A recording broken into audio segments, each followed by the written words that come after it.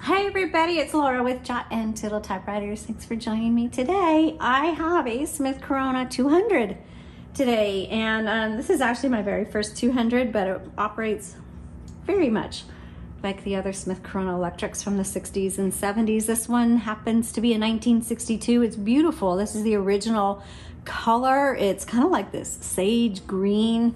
It's gorgeous, whatever it is. But if you happen to have a Smith Corona 200 and you're watching this because you want to know how to use it, you are in the right place. So grab your typewriter, plug it in, because this is fully electric and you do need to have it plugged into the wall. And let's get started with taking a look at this Smith Corona 1962 200. Sha-na-na-na-na-na-na, sha-na-na-na-na.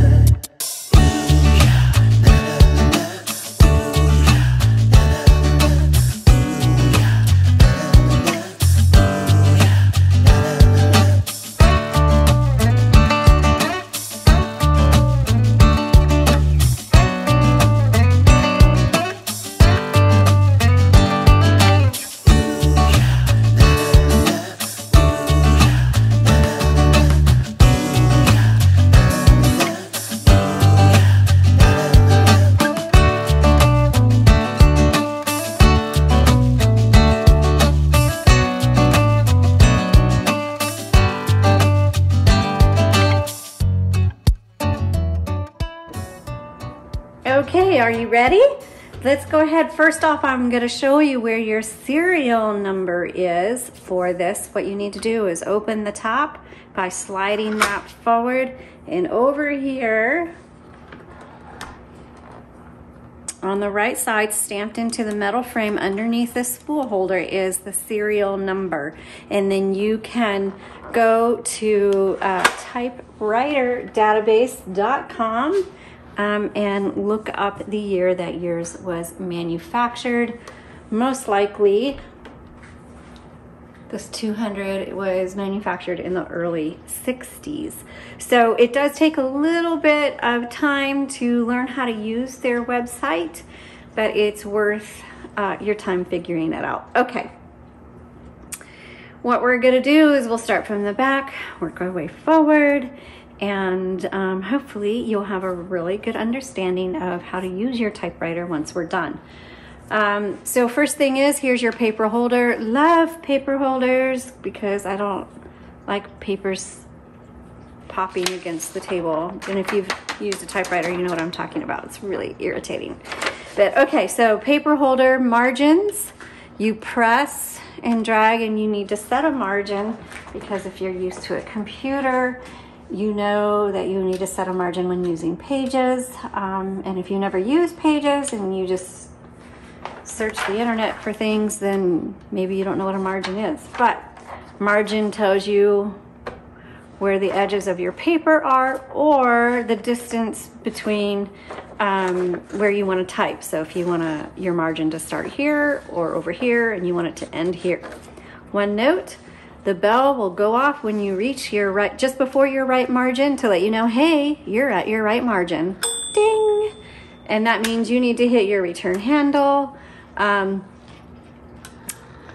So you can go to the next line, and we'll turn on the typewriter here in a second. I'll show you that. But right now, I'm gonna load a piece of paper, and you do that by putting the paper right here. Just set it there, turn the handle, it'll pull it through, and you wanna make sure it goes underneath this bar. And you can see my paper is crooked. So what do you do when you have a crooked piece of paper? Well, luckily, you have a paper release lever, which is right here on the right side. Just pull that forward, adjust your paper like that. Re-engage, voila. And make sure you re-engage that paper release, otherwise it's not going to advance properly. Okay, so over here on the left side, we have another lever, and it has a 1, 2, and 3. That is to let the typewriter know if you want to advance 1, 2, or 3 lines. It's your line spacing.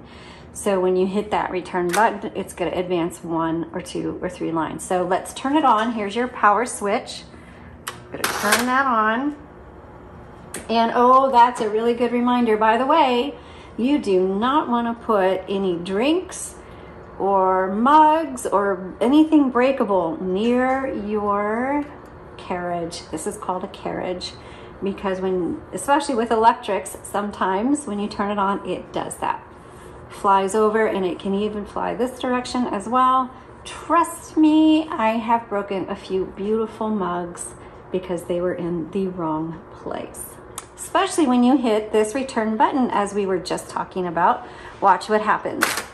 Oops, sorry, wrong side. Let's say you're here, hit your return button, and again, it flies over, and voila, you have a broken mug. Okay, so that was single spacing. Here's double. Oops, there's triple. And if you go too far, it's gonna let you know. Okay, so let's go back over here, and we've got it on, and I'm gonna show you some of the stuff that's going on down here. So, to move your carriage, you saw me move the carriage. It doesn't matter which side. You just pull this lever forward and you can move your carriage, okay? You've got a lever on both sides. Now, it is really common for these levers to break. So if on your typewriter you're like, hey, I'm missing my levers, or I'm missing one, that is pretty common. If you have one, you still have a usable typewriter. If both of them are gone, you're gonna wanna find you know, something, a stick or pen or something that you can maybe duct tape onto. You'll see a little metal piece back there. Duct tape something on there or glue something on there just to give you leverage so you can move that carriage. Okay, down here, you've got your keys. You've got the regular is lowercase. Up here is your number and symbols. And so lowercase is always, whatever's on the bottom is what's going to be typed first. To type the uppercase or the upper symbols, you use your shift button. Shift lock is for all caps. To release your shift lock, you just hit that shift key again. It doesn't matter which one, and that'll release it. Over here, you'll see a thing called copy set. That just determines how hard these type bars are going to strike your paper. Really, it was if you're old enough to remember the smell of that purple copy paper. I can still smell it. Really, that was for when you were making duplicates and you had the transfer paper, and people know what that is. So, but really that just determines how hard these type bars are going to strike your paper. So while we're on the inside of here, one, if it's on, you'll see here's your little machine, your motor working here. And by the way, if you hear a grinding sound when you turn on your typewriter, that means it's rubbing against this cover. What you need to do is gently just press against the cover, going this way to kind of move it away from that motor. And what's happened is when you pick it up, either with its open or somehow it got pushed in. And that actually happens fairly often. And again, you just kind of need to press it to the side to kind of move it away from the motor. And that's usually what causes that problem. Oh, by the way, we're going to talk about the ribbon. So this takes a universal ribbon spool, very easy to find. You can find them on our website at jotandtittletypewriters.com. A universal ribbon spool is a 2-inch spool with a 1/2-inch ribbon. You can get a 2-color or a single color. It'll use either one. And if you have your original spools and you want fresh ribbon on your original spools, we do have the option. It's in the link below for custom ribbons. What you do is you send us your spool, we'll wind fresh ribbon on it and send it back to you. Okay, so once you load, the ribbon is easy to change. You just pull this out, drop a new one in, make sure it goes all the way down. Then you want to make sure your ribbon goes through the guide wire. There's one here. There's one here, and then you have your middle section. To know how to thread through that middle section, go to the link in the description below to that product listing link. Click on that. Look through the photos of this typewriter and you'll see an up-close image. You can bookmark that or save it for your reference, and then that way when you're loading, you can kind of check to make sure that that ribbon is threaded properly. Okay. Also, it's messy. You'll see some ink on my hands. Okay, down here, this is your tabs. And what that is some people call it columns, but you hit this button. There we go, I do have one set.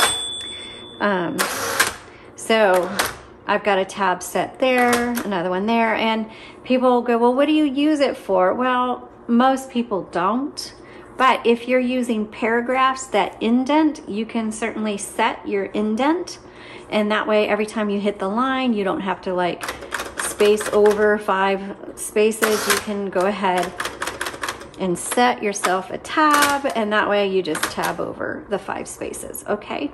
Or maybe you're doing 2 columns. You're gonna type here first, and then you'll go over and type here, whatever. It was initially designed for bookkeeping, for keeping books and stuff, but you can use it for whatever reason or don't use it. I really don't use tabs. Okay, to clear it, you just hit clear, and you can hit the return handle and that'll clear that. If you want to clear all the tabs, hold down your clear button, release your carriage, and I go back a couple times just to kind of make sure. So hit that return button, hit my tab, and all my tabs are cleared. And you'll see now I have typewriter ink on my typewriter, but it rubs off easy. I highly recommend keeping 2 things around for your typewriters. 1, magic erasers, gets rid of any dirt or ink on it in a heartbeat. And the other thing is mineral spirits and Q-tips, because sometimes your keys get sticky. That's part of typewriters. And when that does, please do not put oil in your typewriters, please. And if they're sticking really, really, really, really bad, you need to take it to a service person. So, but if it gets a little stiff or sticky, you just use your Q-tip, or sometimes you can use a cheap paintbrush and put some mineral spirits down in there, and it loosens it right up. Okay, so this is your return button. This is your color selector. It's on black right now. Flip it down for red. If somehow it gets in the middle, it's not going to type. Okay, so it does sometimes get bumped there, and if your typewriter's not typing, check your color selector. Over here you have a little lever that says Rev. What in the world is that for? Well, let's go back to our ribbons. When you get to the end of the spool, it is not the end of the ink. That ribbon needs to be reversed. And some ribbons have a grommet at the end of the spool that will trigger an auto reverse. Not all of them have that. So if you need to manually reverse your ribbon, voila, that's what you need to do right there. How do you know when to reverse your ribbon? Well, your font will either get really faint, or your typewriter is going to like stop typing and it's going to act weird or feel weird. Stop and check your ribbon and reverse it and see if that works. Now you should be able to reverse that many times before you need to change out your ribbon. And the other the other question I get often, how long do the ribbons last? Well, it depends on how much you use your typewriter. It should last you several months. For me, I just replaced my ribbon on the typewriter I use the most, and it's been in there 2 years. But I don't type every single day. I type a couple times a month. So, and I didn't even need to replace it. I could have continued, but it was a little more faint than I wanted, so I went ahead and replaced it. So that's a really vague answer to your question. These will last you a long time because there's a lot of ink in that ribbon. Okay, on-off switch, we already covered all of that. Let's go ahead and, oh, your bell. So the bell tells you you're at the end of your margin. And when you're typing and you get to the end of your margin and it stops, when that bell goes off, you should hit your return handle. But if you're in the middle of a word and you want to finish your word, let me show you what you need to do. So, okay, let's say I want to put that word there, but it's not going to let me because it wants me to hit the return. MR, margin release. I'm going to click that, finish my thought. Now I'm going to hit my return handle, and I can keep typing now. So that is what the margin release is for. Okay, backspace, I said, backspace does not erase. We covered tabs, we covered ribbon reversal, the return button, space bar, but if you hold it down, it power spaces. And then there's also 3 keys that have an auto repeat on your Smith Corona 200, and you just hold them down. So you have the dash, the period, and the X. And if you hold those down, those will auto repeat for you. Okay, that is how you use your Smith Corona 200. So I hope you loved this tutorial video. Give us a thumbs up, follow us. Every Saturday we have new typewriter listings, and YouTube is the first place that you are notified. So I will leave you now with typing a few lines just so you can hear it type.